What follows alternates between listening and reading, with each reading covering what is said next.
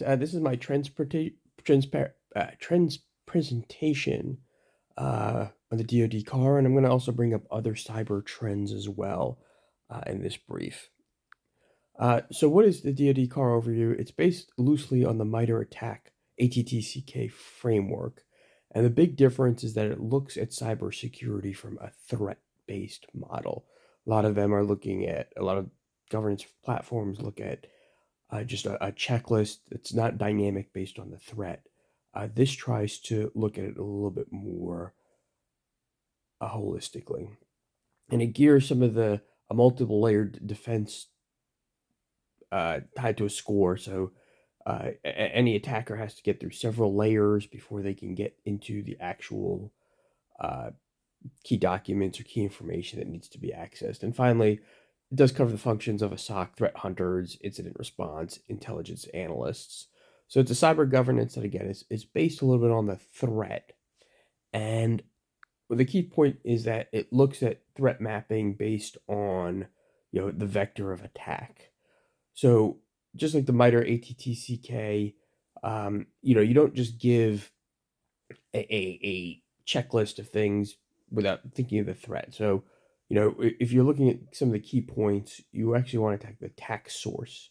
So what is the APT? What is the advanced persistent threat? Is it Russia, China, Vietnam, North Korea?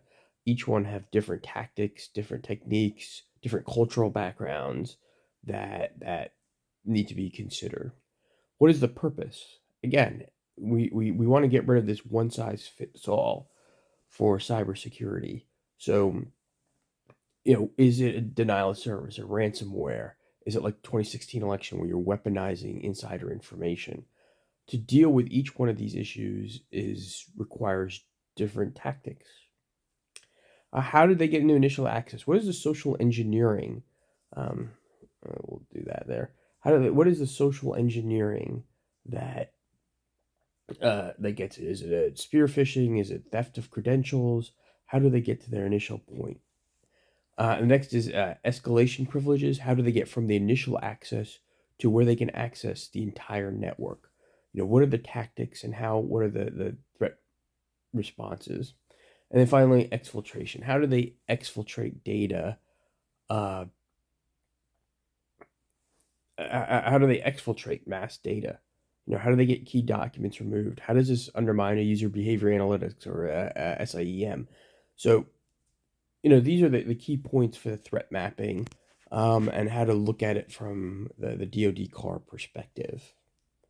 What I want to spend the rest of this is on big trends that we talked about in class and some of the big ones that I brought up in my discussions.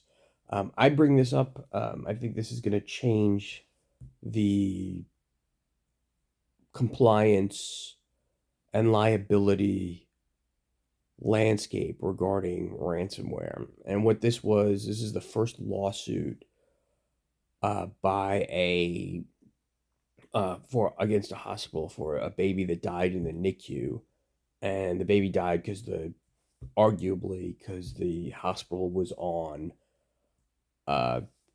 it was under a ransomware attack, and they had to go lose all their digital products and information sharing. Their argument was that the hospital was not prepared for the ransomware attack, and this is the first time that there's liability because of ransomware. And I would argue that this has incredible jury appeal. That you can see the picture here, and this is what the defense lawyer is going to bring up: a baby dying in a NICU. That's not as abstract as other ransomware attacks or other where you couldn't provide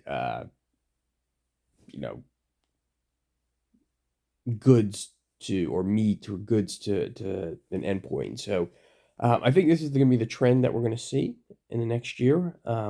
Liability because of ransomware. Ransomwares have been on the increase, and again, I think everyone here is known, but this is the ransomware payment has gone up considerably in the last few years. Some of you might remember ransomware just being these, and some of you might be victims of ransomware. What was that? 10,000, 15,000, 20,000. No, now we're looking at the average and the median going up to, hundreds, thousands of dollars, and you can see the exponential increase going forward. So that's the bad news. The good news is that ransomware has decreased in 2022.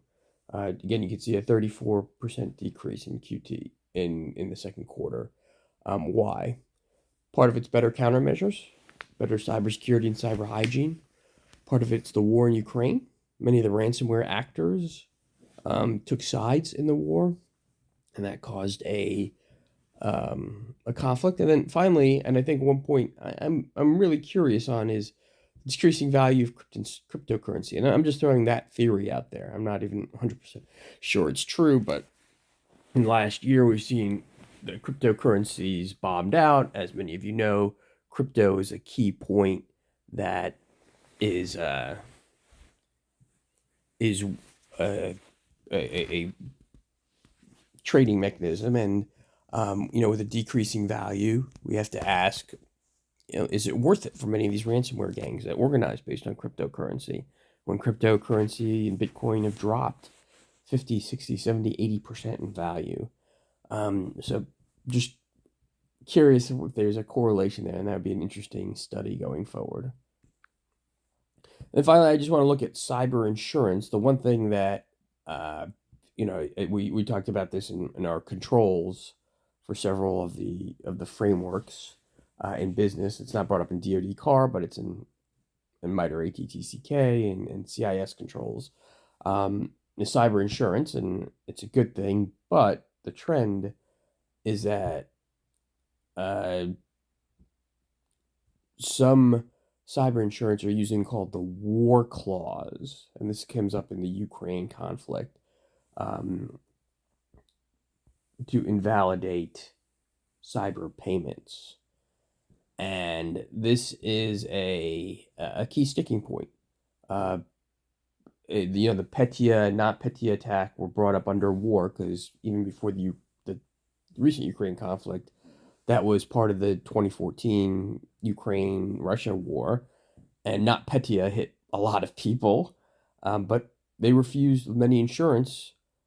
Zurich Insurance specifically refused to pay for it. That'd be an interesting point, is the war clause, and you could say anything's a war. So any attack by China and Russia would be a part of war, considered war. Is that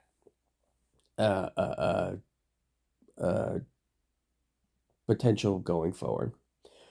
So that's my presentation. If there's questions or issues, I look forward to it.